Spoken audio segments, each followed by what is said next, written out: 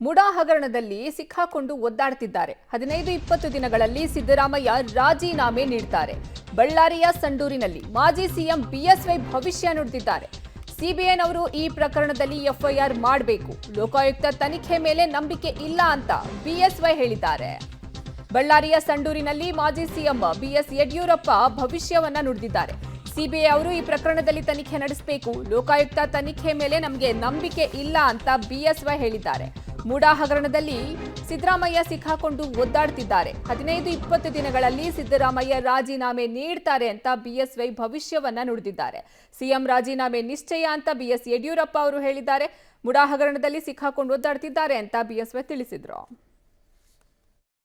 ಬಲ, ಹೆಂಡದ ಬಲ, ತೋಳು ಬಲ, ಅಧಿಕಾರ ಬಲ, ಜಾತಿಯ ವಿಷಬೀಜ ಬಿತ್ತಿ ಚುನಾವಣೆ ಗೆಲ್ತೇವೆ ಅನ್ನೋ ಭ್ರಮೆನಲ್ಲಿ ಕಾಂಗ್ರೆಸ್ನವರು ಇದ್ರು.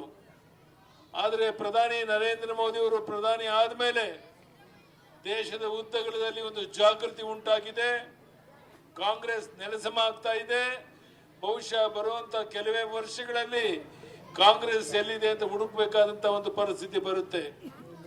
ಸಿದ್ದರಾಮಯ್ಯನವರು ಒಬ್ಬ ಮುಖ್ಯಮಂತ್ರಿಯಾಗಿ ಮೂಡಾ ಹಗರಣದಲ್ಲಿ ಸಿಕ್ಕೊಂಡು ತನಿಖೆಯನ್ನ ಲೋಕಾಯುಕ್ತದಲ್ಲಿ ಎದುರಿಸಿ ನಾವು ಒತ್ತಾಯ ಮಾಡಿದ್ದೇವೆ ಸಿಬಿಐ ವಹಿಸಬೇಕು ಅಂತ.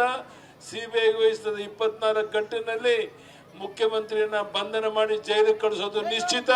ಆ ಕಾಲ ಬಹಳ ದೂರ ಇಲ್ಲ.